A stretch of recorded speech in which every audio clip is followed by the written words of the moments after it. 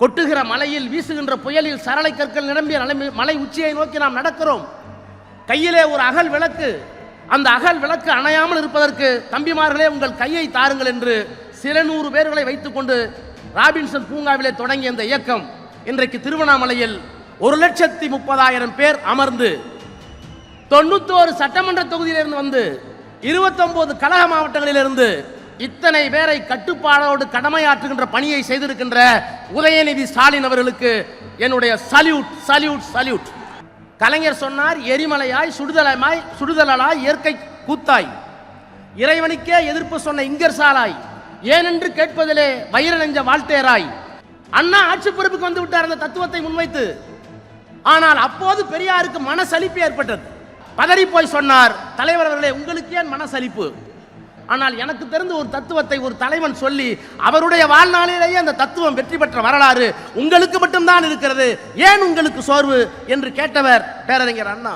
இந்த ஆட்சியினுடைய நாயகர், நாங்கள் ஒப்புக்கொள்ள மாட்டோம் உங்கள் சட்டங்களை, நாங்கள் out of control of Delhi என்று சொல்லுகின்ற ஆற்றல் மிக்க ஒரு தலைவன் இந்தியாவில் யார்? இவரை தவிர விளையாட்டுத்துறையை வைத்துக் கொண்டு இத்தனை சாதனைகளை செய்த ஒரு அமைச்சரை நான் இந்தியாவிலேயே பார்த்ததில்லை. நொண்டி என்றார்கள், முடம் என்றார்கள், குருடன் என்றார்கள், செவிடன் என்றார்கள். ஐநா மன்றம் அவர்கள் அப்படி சொல்லக்கூடாது, மாற்றுத்திறனாளி என்று சொல்லி சொன்னது. ஆனால் கலைஞர் என்ற மகத்தான மனிதர் தான் இந்தியாவில் அவர்களை மாற்றுத்திறனாளி என்று அழைத்தது மட்டுமல்ல, அவர்களுக்கு ஒரு தனி துறையை உருவாக்கினார். அவருடைய பேரன் இன்றைக்கு உள்ளாட்சி அமைப்புகளில் தேர்தல் இல்லாமல் மாற்றுத்திறனாளி ஒரு உள்ளே போகிறார். இப்போது சொல்லுங்கள், கலைஞருக்கு, மாண்புமிகு முதலமைச்சருக்கு அவர் ரத்தத்திற்கு மட்டுமா வாரிசு? இல்லை, அவர்கள் கொண்டிருக்கிற லட்சியத்திற்கு வாரிசு. ஒரு அரை நூற்றாண்டுக்கு 5 ஆண்டுகள் குறைவு. 45 ஆண்டுகளுக்கு முன்னால் 1980வது ஆண்டு ஜூலை மாதம் 20ஆம் தேதி துவங்கப்பட்ட அணி இளைஞர் அணி. அந்த இளைஞர் அணியை துவக்கி வைத்த நேரத்தில் தலைவர் கலைஞர் அவர்கள் ஒரு முழக்கத்தை முன்வைத்தார். நாங்கள் பெரியாரின் பிள்ளைகள், அண்ணாவின் தம்பிகள், எங்கள் கால்கள் நடப்பதை நிறுத்தாது, நடந்து கொண்டே இருப்போம். எங்கள் கைகள் எழுதுவதை நிறுத்தாது, எழுதிக்கொண்டே இருப்போம். எங்கள் உதடுகளும் நாவுகளும் பேசுவதை நிறுத்தாது, பேசிக்கொண்டே இருப்போம். ஏனென்றால் நாங்கள் ஒரு மிகப்பெரிய அழுத்தமான கொள்கைக்கு சொந்தக்காரர்கள், நாங்கள் பெரியாரின் பிள்ளைகள், அண்ணாவின் தம்பிகள் என்று அந்த முழக்கத்தை முடித்தார். 45 ஆண்டு காலம் உருண்டோடிவிட்டது. அன்றைக்கு சில நூறு பேர். நான் பட்டப்படிப்பை துவங்கியிருந்த முதல் ஆண்டு. ஆனால் இந்த மேடையை இன்றைக்கு பார்க்கிறேன், இந்த மைதானத்தை பார்க்கிறேன். எவ்வளவு பெரிய எழுச்சி! இந்த இளைஞரணி எப்படி உருக்கொண்டு இன்றைக்கு ஆருயிர் இளவல் மாண்புமிகு உதயநிதி ஸ்டாலின் என்கின்ற அந்த இளம் தலைவரால் மிகப்பெரிய உயரத்தை, சிகரத்தை எட்டி இருக்கிறது. அந்த மாநாட்டிலே உரையாற்றுகின்ற வாய்ப்பினை தலைவர் எனக்கு வழங்கியிருக்கிறார்கள். அவர்களுக்கும் துணை முதலமைச்சர் அவர்களுக்கும் என்னுடைய நன்றியை முதலில் நான் தெரிவித்துக் கொள்கின்றேன். நான் இந்தியாவில் மட்டுமல்ல, உலகத்திலே தேடி பார்க்கிறேன். தமிழ்நாட்டில் 76,000 கிளைக்கழகங்கள். அந்த ஒவ்வொரு கிளைக்கழகத்திற்கும் ஒரு இளைஞரணி அமைப்பாளர், 3 துணை அமைப்பாளர், அதிலே மாத்திரம் 3 லட்சம் நிர்வாகிகள். எத்தனை பேர் உறுப்பினர் என்பதல்ல, ஒவ்வொரு கிளைக்கும் சேர்த்து தமிழ்நாட்டில் 3,04,000 பேர் இளைஞரினுடைய நிர்வாகிகள் இருக்கிறார்கள். 68,000 வாக்குச்சாவடிகள் இருக்கிறது. 68,000 வாக்குச்சாவடிக்கும் பாக முகவர்கள் இளைஞரின் சார்பில் இருக்கிறார்கள். சென்னை போன்ற பெருநகரங்களில் பாகத்தினுடைய பகுதி கழகத்தினுடைய நிர்வாகிகள் அவர்கள் ஒரு 2 லட்சம் பேர். ஆக ஏறத்தாழ 5 லட்சம் பேரை கிளைக்கழகம் தொடங்கி தலைமை கழகம் வரை நிர்வாகிகளாக இளைஞனுக்கு பெற்றிருக்கிற ஒரு இயக்கம் இந்தியாவில் அல்ல, உலகத்திலேயே உண்டென்றால் அது திராவிட முன்னேற்ற கழகம். அந்த பெருமையை செய்து காட்டிய மகத்தான ஒரு இளம் தலைவனாக ஆருயிர் இளவல் தம்பி உதயநிதி ஸ்டாலின் அவர்களை நான் பார்க்கிறேன். அவரை நான் பாராட்டுகிறேன், வணங்குகிறேன். அதுவும் சாதாரணமா இப்போ போட்டு காட்டினார்களே, மாவட்ட அமைப்பாளர்களை, துணை அமைப்பாளர்களை நேர்காணல் செய்து அதற்கு கீழே இருக்கிற நிர்வாகிகளை தொலைபேசியிலே சந்தித்து பேசி அப்படியெல்லாம் கொண்டு வந்திருக்கிறார்கள். நான் எண்ணி பார்க்கிறேன் வரலாற்றை. 1993ஆம் ஆண்டு இந்த இயக்கத்திற்கு ஒரு சோதனை வந்த நேரத்தில் தஞ்சையிலே பொதுக்குழுவை அண்ணன் கோசிமணி அவர்கள் கூட்டி இந்த இயக்கம்தான் உண்மையான திராவிட முன்னேற்ற கழகம் என்பதை தேர்தல் ஆணையத்திலே நிரூபிப்பதற்காக ஆவணங்களை எல்லாம் பொதுக்குழு ஆவணங்களை எல்லாம் கொண்டு போய் சேர்த்த நேரத்தில் அன்றைக்கு ஆணையத்தினுடைய தலைவராக இருந்த TN சேஷன் சொன்னார், democratically structured only party in India DMK. இப்படி ஒரு தேர்தல் அமைப்பு முறையை, இப்படி ஒரு கட்டுமானத்தை, ஜனநாயகத்தை நான் வேறு எந்த அரசியல் கட்சியிலேயும் காணவில்லை என்று 93 சொன்னார். கொட்டுகிற மலையில், வீசுகின்ற புயலில், சரளை கற்கள் நிரம்பிய மலை உச்சியை நோக்கி நாம் நடக்கிறோம். கையிலே ஒரு அகல் விளக்கு, அந்த அகல் விளக்கு அணையாமல் இருப்பதற்கு தம்பிமார்களே உங்கள் கையை தாருங்கள் என்று சில 100 பேர்களை வைத்துக்கொண்டு ராபின்சன் பூங்காவிலே தொடங்கிய இந்த இயக்கம் இன்றைக்கு திருவண்ணாமலையில் 1,30,000 பேர் அமர்ந்து 91 சட்டமன்ற தொகுதியிலிருந்து வந்து 29 கழக மாவட்டங்களிலிருந்து இத்தனை பேரை கட்டுப்பாடோடு கடமையாற்றுகின்ற பணியை செய்திருக்கின்ற உதயநிதி ஸ்டாலின் அவர்களுக்கு என்னுடைய சல்யூட் சல்யூட் சல்யூட். என்றைக்காவது ஒரு நாள் உலகத்தில் இருக்கிற அரசியல் கட்சிகள் எல்லாம் ஆய்வு செய்து இப்படியெல்லாம் செய்ய முடியுமா என்று பார்த்தால் இவர் செய்திருக்கின்ற இந்த முன்முயற்சி தான் கேஸ் ஸ்டடி, சரித்திரம் சரித்திரம் சரித்திரம். நான் இந்த இயக்கத்தினுடைய மூலத்தை உங்களை அழைத்துக் கொண்டு எண்ணி பார்க்கிறேன். தந்தை பெரியார் இந்த இயக்கத்திற்கு தத்துவத்தை தந்தார். அண்ணன் வேலு அவர்கள் வரவேற்பை நிகழ்த்துகிற போது தந்தை பெரியாரை இந்த வடிவத்திலே பார்க்கிறேன் என்று சொன்னார். கலைஞர் சொன்னார், எரிமலையாய் சுடுதலாய் இயற்கை கூத்தாய், இறைவனுக்கே எதிர்ப்பு சொன்ன இங்கர்சாலாய், ஏனென்று கேட்பதிலே வைர நெஞ்ச வாழ்த்தேராய், எப்போதும் பேசுவதில் ஏதர்ஸ் நகர் இங்கர்சாலாய் எம் தந்தை வாழ்ந்திட்டார். பம்பரமும் ஓய்வு வரும் சுற்றிய பின், ஆனால் படுகளமாய் போன பின்னும் சுற்றி வந்தார் என்று தந்தை பெரியார் இந்த மண்ணில் சுற்றி வந்தார். அண்ணா ஆட்சி பொறுப்புக்கு வந்து விட்டார் அந்த தத்துவத்தை முன்வைத்து. ஆனால் அப்போது பெரியாருக்கு மனசலிப்பு ஏற்பட்டது. ஏன் வாழுகிறோம் என்கின்ற அந்த விரக்தி ஏற்பட்டது. விடுதலையிலே எழுதினார், புற்றுநோயால் பாதிக்கப்பட்ட பேரறிஞர் அண்ணா அமெரிக்காவில் இருந்தார். பதறி போய் சொன்னார், தலைவர் அவர்களே உங்களுக்கு ஏன் மனசலிப்பு? எனக்கு தெரிந்து உலகத்திலே எத்தனையோ புரட்சிகளை பார்த்திருக்கிறேன். ரஷ்யாவிலே 2 தலைவர்கள், மார்க்ஸ் லெனின், பிரெஞ்சு புரட்சிக்கு வால்டேர் ரூசோ, 2 தலைவர்கள், 2 நூற்றாண்டு வெவ்வேறு காலகட்டம். தத்துவத்தை தந்தது ஒருவர், அதை அரியணை ஏற்றவர் இன்னொருவர். ஆனால் எனக்கு தெரிந்த ஒரு தத்துவத்தை ஒரு தலைவன் சொல்லி அவருடைய வாழ்நாளிலேயே அந்த தத்துவம் வெற்றி பெற்ற வரலாறு உங்களுக்கு மட்டும்தான் இருக்கிறது, ஏன் உங்களுக்கு சோர்வு என்று கேட்டவர் பேரறிஞர் அண்ணா. அந்த அண்ணா இயக்கத்தை கட்டியமைத்து ஆட்சி பொறுப்பிற்கு வந்தவுடன் தமிழ்நாடு என்று இந்த நாட்டுக்கு பெயர் சூட்டினார். தமிழ்நாடு என்று பெயர் இருக்கிற வரை இந்த நாட்டில் யார் முதலமைச்சராக இருந்தாலும் அண்ணாதுரை தான் தமிழ்நாட்டை ஆளுகிறார் என்று அண்ணா சொன்னார். அதை இந்த மேடையிலே நான் எண்ணி பார்க்கிறேன். கலைஞர் ஆட்சி பொறுப்பிற்கு வந்தார். நாங்கள் நாடாளுமன்றத்தில் 20 ஆண்டு காலம் இருக்கிறோம். தமிழுக்கு செம்மொழி மட்டுமல்ல, பெண்ணுக்கு சொத்துரிமை மட்டுமல்ல, ஆட்சியிலே அவர் எப்படி பணியாற்றினார், கொள்கையிலே எப்படி பணியாற்றினார். 56 இன்ச் மோடி அவர்கள் நாடாளுமன்றத்தில் சொன்னார், சுதந்திரம் அடைந்து இத்தனை ஆண்டுகள் கழித்து நேரு செய்யவில்லை, இந்திரா காந்தி செய்யவில்லை, நான் தான் செய்தேன். என்ன செய்தேன்? 40,000 கிராமங்களுக்கு மின்சாரம் போய் சேரவில்லை, நான் தான் சேர்த்தேன். குடியரசுத் தலைவர் உரையிலே சொன்னார்.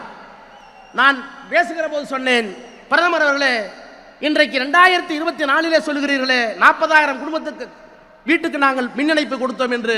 1974 எல்லா கிராமத்திற்கும் மின்சாரத்தை கொண்டு போய் சேர்த்த ஒரு தலைவன் கலைஞர் என்கின்ற அந்த தலைவன், மகத்தான தலைவனை தலைவராக பெற்ற இயக்கம் இந்த இயக்கம் என்று சொன்னேன். இப்படி பெரியார், அண்ணா, கலைஞர் இந்த தத்துவங்களை எல்லாம் தாங்கி இருக்க நம்முடைய தலைவர் இங்கே இருக்கிறார். சுருக்கமாக சொன்னால் திராவிட மாடல் அரசை இயக்கி கொண்டிருக்கிறார். பெரியார் தனி நாடு கேட்டார், திராவிட நாடு கேட்டார், தமிழ்நாடு கேட்டார். அண்ணா திராவிட நாடை கைவிட்டு விட்டு தனித்தமிழ் நாட்டை கைவிட்டு விட்டு மாநில சுயாட்சி கேட்டார். மாநில சுயாட்சிக்காக தீர்மானம் போட்டார் கலைஞர். தனிநாடு கேட்டவர் பெரியார், மாநில சுயாட்சி வேண்டியவர் அண்ணா, தீர்மானம் போட்டவர் கலைஞர். தீர்மானத்தோடு நிற்கவில்லை. இன்றைக்கு மாநிலத்துடைய உரிமைகள் பறிக்கப்படுகிற போது நீட்டாக இருந்தாலும் ஏற்றுக்கொள்ள மாட்டோம். பொருளாதாரத்தில் முன்னேறியவர்களுக்கு எக்கனாமிக்கலி வீக்கர் செக்ஷன் என்று சொல்லுகின்ற பொருளாதாரத்திலே பின்னடைந்தவர்கள் என்பதற்காக இடஒதுக்கீடு தருகிறீர்களே, உண்மையான இடஒதுக்கீடு கோட்பாட்டை தவிர்த்து விட்டு அதை ஏற்றுக்கொள்ள மாட்டோம். விஸ்வகர்மா என்ற ஒரு திட்டம், அந்த திட்டத்தை நாங்கள் ஏற்றுக்கொள்ள மாட்டோம். நாடாளுமன்றம் இயக்கிற சட்டத்தை ஏற்றுக்கொள்ள மாட்டோம். Political will of the reflected in the parliament. ஆனால் எங்கள் சட்டமன்றத்தில் இந்த ஆட்சியினுடைய நாயகர் நாங்கள் ஒப்புக்கொள்ள மாட்டோம் உங்கள் சட்டங்களை, நாங்கள் out of control of Delhi என்று சொல்லுகின்ற ஆற்றல் மிக்க ஒரு தலைவன் இந்தியாவில் யார்? இவரை தவிர. இத்தனை பெருமைக்கும் சொந்தக்காரர்.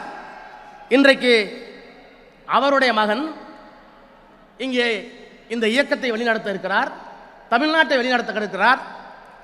நான் அவரை தலைமை தாங்கி நடத்த வேண்டும், தகுதி உங்களுக்கு இருக்கிறது சொல்வதற்கு காரணம் என்ன?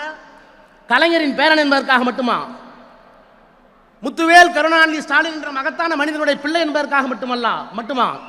அவையெல்லாம் ரெலவென்ட் ஃபேக்டர்ஸ், தொடர்புக்குரிய காரணிகள்.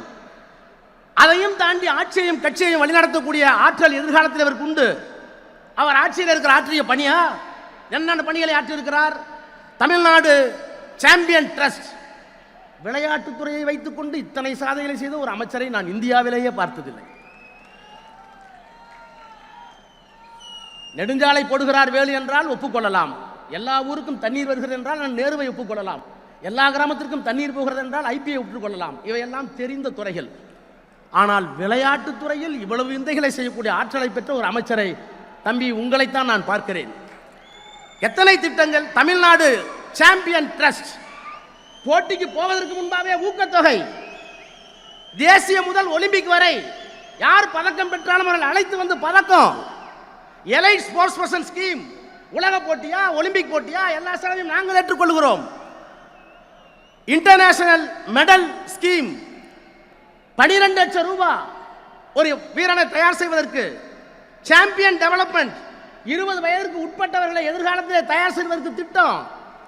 இதையெல்லாம் கூட நான் ஏற்றுக்கொள்கிறேன். சாதாரண சிந்திப்பிலே கூட வந்திருக்கக்கூடும். தலைவருக்கு பரிசு இருக்கிறீர்களே, அவரிடத்திலே சொல்லி இன்னொரு வேலையை செய்தீர்களே. உள்ளாட்சி துறையில் இன்றைக்கு நான் பெரம்பலூரிலிருந்து கிளம்பினேன். கை கால் இரண்டும் நடக்க முடியாமல் குழந்தை போல ஒருவர் நடந்து வந்தார். ஏனையா சொல்லியிருந்தால் நான் வந்து மனு வாங்கியிருப்பேனே, கையில் இருக்கிற மனுவை என்று கேட்டேன். நான் மனு கொடுக்க வரவில்லை, நான் ஒரு பட்டதாரி ஆசிரியர். பிறகு எதற்காக வந்தீர் என்று கேட்டேன். ஒரு லேமினேட் செய்யப்பட்ட காகிதத்தை காட்டினார். உள்ளாட்சி அமைப்பில் நான் இன்றைக்கு ஒரு கவுன்சிலராக ஆக்கப்பட்டிருக்கிறேன். அதற்கு காரணம் உதயநிதி ஸ்டாலின் தன்னுடைய தந்தையிடத்தில் சொல்லி எனக்கு வாங்கி கொடுத்திருக்கிறார். நான் பார்க்கிறேன். நொண்டி என்றார்கள், முடம் என்றார்கள், குருடன் என்றார்கள், செவிடன் என்றார்கள். ஐநா மன்றம் அவர்கள் அப்படி சொல்லக்கூடாது, மாற்றுத்திறனாளி என்று சொல்லி சொன்னது. ஐநா சொன்ன அந்த கட்டளையை தமிழ்நாட்டில் இருக்கிற எந்த முதலமைச்சரும் பார்க்கவில்லை, கேட்கவில்லை, நிறைவேற்றவில்லை. ஆனால் கலைஞர் என்ற மகத்தான மனிதர் தான் இந்தியாவில் அவர்களை மாற்றுத்திறனாளி என்று அழைத்தது மட்டுமல்ல, அவர்களுக்கு ஒரு தனி துறையை உருவாக்கினார். அவருடைய பேரன் இன்றைக்கு உள்ளாட்சி அமைப்புகளில் தேர்தல் இல்லாமல் மாற்றுத்திறனாளி ஒரு உள்ளே போகிறார். இப்போது சொல்லுங்கள், கலைஞருக்கு, மாண்புமிகு முதலமைச்சருக்கு அவர் ரத்தத்திற்கு மட்டுமா வாரிசு? இல்லை, அவர்கள் கொண்டிருக்கிற லட்சியத்திற்கு வாரிசு. இத்தனையும் செய்திருக்கிறார் ஆட்சியில். இதற்காக கூட உங்களை நான் தலைவர் என்று சொல்ல எத்தனிக்க மாட்டேன். இவையெல்லாம் எல்லா அமைச்சர்களும் செய்யலாம். உங்களை எங்கே பார்க்கிறேன்? சனாதனத்திற்கு மண்டியிட மாட்டேன் என்று சொன்னீர்களே. உச்ச நீதிமன்றத்திலே ஒரு வழக்கு, இந்தியாவில் 20க்கும் மேற்பட்ட உயர் நீதிமன்றங்களில் வழக்கு. பயந்தாரா? என்ன செய்ய போகிறோம் என்று திகைத்தாரா? சிறை என்றால், சிலுவை என்றால் தூக்கி திரும்பதற்கு எத்தனை பேருக்கு முடியும்? எதிர்த்து நின்றார். மண்டியிட மாட்டேன், கொள்கையோடு இருப்பேன். அந்த தலைவா, அதற்காக உன்னை நான் நிற்கிறேன். பொய்ப்பெட்டி என்றும் பாசறை என்றும் ஆரம்பித்தீர்களே. முரசொலியில் பாசறை பக்கம் யாரு கொடுத்த ஐடியா தெரியலையே.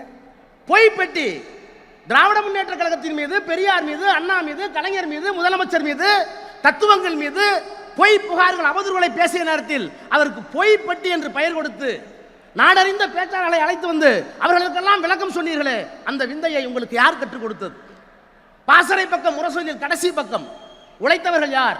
அவர்கள் சொன்ன சிந்தனை என்ன? அந்த சிந்தனையை எப்படி வரையறுத்தார்கள்? அவர்கள் போட்ட தடத்தில் நாம் எப்படி நடந்து போவது? இதற்கு ஒரு பக்கம் யார் கொடுத்தார்கள்? அறிவின் மீது தாகம், லட்சியத்தின் மோகம், ஒரு சட்டமன்ற தொகுதிக்கு ஒரு லைப்ரரி, புத்தகத்தை படியுங்கள்.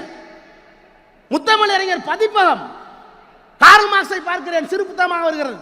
பெரியாரை பார்க்கிறேன், அண்ணாவை பார்க்கிறேன், ட்ராக்ஸியை பார்க்கிறேன். மார்க்சியம் பேசுகிறது, யார் அம்பேத்கர், யார் சாதி ஒழிப்பு, இத்தனைக்கும் சிறு நூல்கள். முத்தமிழறிஞர் பதிப்பகம், அதை யார் உங்களுக்கு சொன்னது? அது மட்டும்தானா? முடிக்கிறேன். கருத்தரங்கம், புத்தக கண்காட்சி, ஆண்டவனுக்கு திருவிழா இந்த மண்ணில் நடக்கிறது. ஆனால் அறிவுக்கு திருவிழாவை நடத்திய ஒரே அரசியல் தலைவன் நீ மட்டும்தான், நீ மட்டும்தான். ஒன்றை சொல்லி முடிக்கிறேன். பாப்லோ நெருடோ என்ற ஒரு கவிஞன் இலக்கியத்திற்கு நோபல் பரிசு பெற்றான்.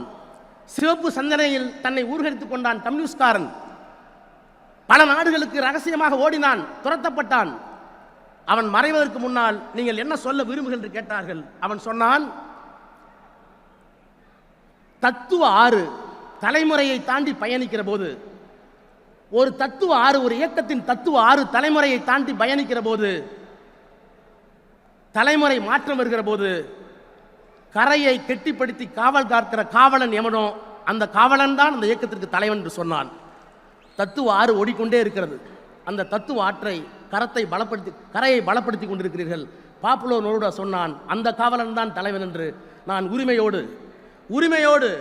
அழைக்கிறேன். தம்பி வா, எதிர்காலத்தில் இயக்கத்தை நடத்து. வாழ்க வெல்க. நன்றி, வணக்கம்.